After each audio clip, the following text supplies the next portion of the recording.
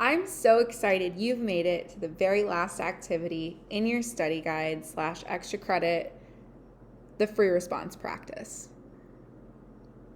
The fact that you're here shows me that you're willing and able to do whatever it takes in order to get a good grade in reading, and I'm really impressed by you. So let's get to the free response practice so that you can get everything you need in order to be successful on that checkpoint on Wednesday. First of all, in your Google form, there are some directions. They say, 1, create a Word document. 2, share it with Ms. Kern's email. And 3, respond to the prompt in the document. So just in case you need a refresher on how to create a Google document and share it with your teacher, I'm going to show you how to do that now. The first thing you want to do is go to your email. Next, you're going to click on your apps and go to your Google Drive. To create a new Google document in your Google Drive, you're going to click New, select Google Docs, then you're going to see a brand new, fresh document pop up on your page. Before you do anything else, you're going to go to the upper right-hand corner to the blue Share button.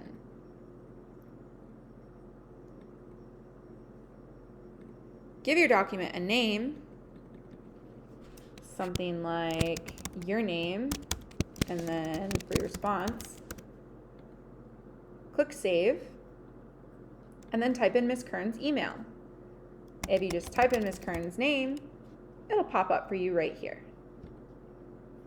Then press Send.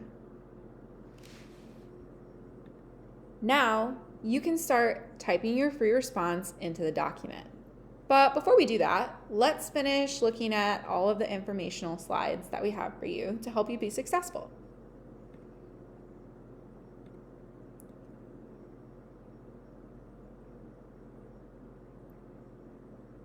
All right, now that we've created the Google document, let's take a look at the prompt. So whenever you have a free response prompt, the first thing you should do is not start typing your response. The first thing you should do is make sure you understand the prompt. So let's read the prompt and see if we can answer some essential questions.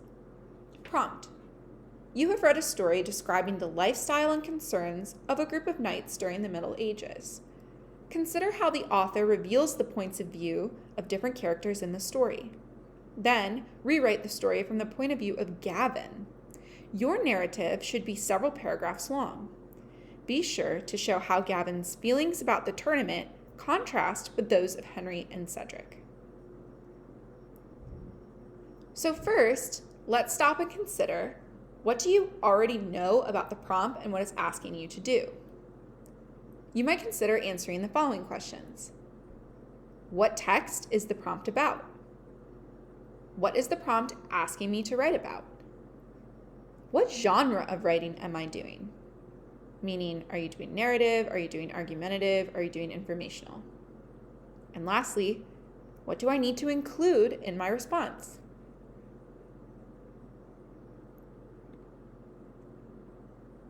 The prompt gives us answers to all of these questions. In terms of the text that we have to write about, we have to write about the tournament, or the text that we just read. As far as what the prompt is asking us to write about, it's asking us to write about the contrasting or different points of view of Henry and Cedric versus Gavin. Next, in terms of what genre of writing we need to do, the prompt clearly tells us that we're writing a narrative, which means a fictional story. So we're going to need characters, a plot, dialogue, sensory details. So get creative with it.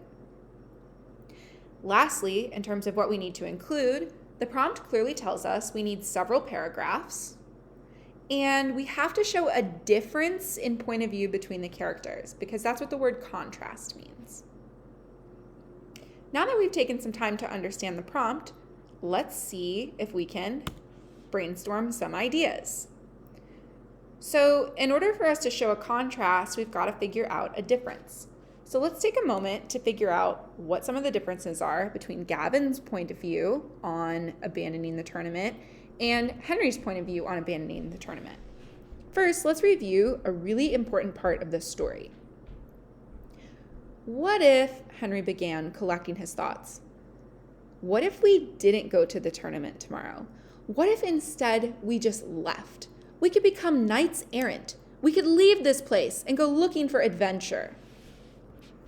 Well, already it's pretty clear that Henry has a very specific point of view.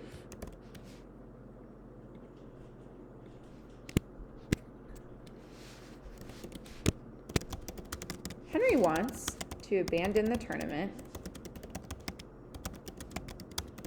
and become a knight errant, meaning basically like a traveling knight that goes around and helps people that are in trouble.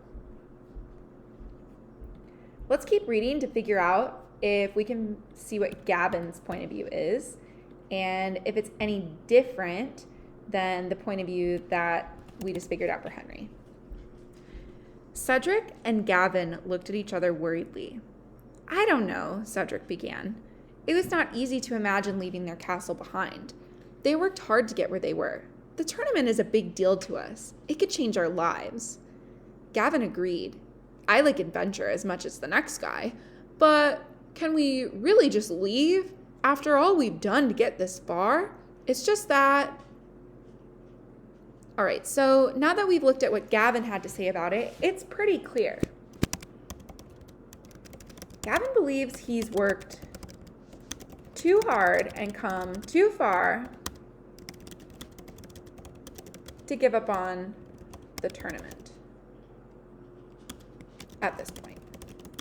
We know his opinion will change later in the text, but if we look back at the prompt, it's asking us to rewrite the story from the point of view of Gavin and be sure that we reveal different points of view. So here it is. We're going to have to write about how Gavin believes that they worked too hard to just abandon the tournament. Whereas on the other hand, Henry believes that they should just abandon the tournament because it's going to ruin their friendship. Which brings us to our last step, which is to write.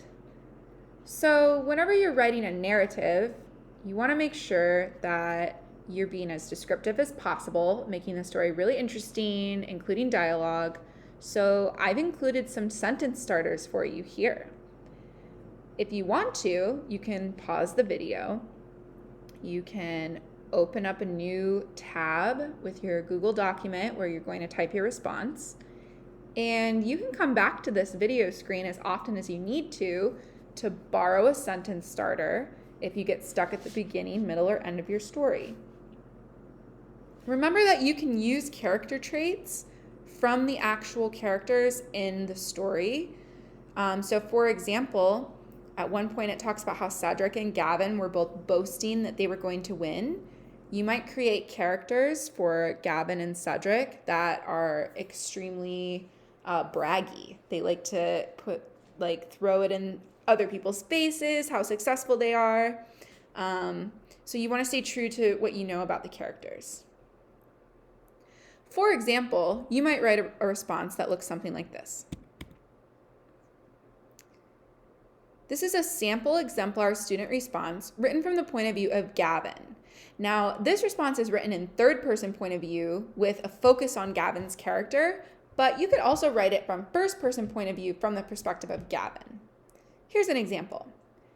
Gavin was in the middle of boasting, yet again, to his best friend Cedric when his other best friend, Henry, walked over.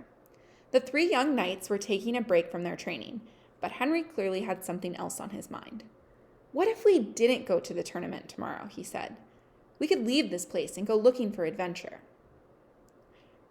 Side note, notice how this student is actually using dialogue that's already from the text and just changing around the perspective of the character who's doing the thinking before and after each piece of dialogue.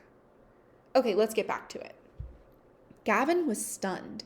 He thought maybe Henry was joking, but no. Without another word, Henry turned his horse and rode out of the castle into the wide open world. "What should we do?" Cedric asked, looking even more stunned than Gavin. "We've spent our whole lives training for this tournament." And just like that, Gavin knew what to do. "Not our whole lives," he reminded Cedric, "but we have been friends our whole lives. And I won't let a tournament tear us apart. I'm going with Henry." As Gavin spurred his own horse after Henry, he felt a sudden burst of fear. Had he chosen wrong? Just then he heard Cedric galloping after him. "Wait for me," Cedric called, and Gavin gave a joyful whoop to explore the world with his two best friends. What could be more adventurous than that? So really all this student has done to create this response is invented some new dialogue, and instead of focusing on Henry's thoughts and feelings in this part of the story, they're focusing on Gavin's thoughts and feelings and sort of making some inferences and taking some creative liberties with how to make Gavin's character really believable and really interesting. Remember that this is a narrative, so you can get as creative as you want to. You just want to make sure that at some point in your narrative, you show that there's a difference between what Gavin thinks should be done at first about the tournament and what Henry thinks should be done. I can't wait to read your responses. Be sure that you share them with me. Good luck.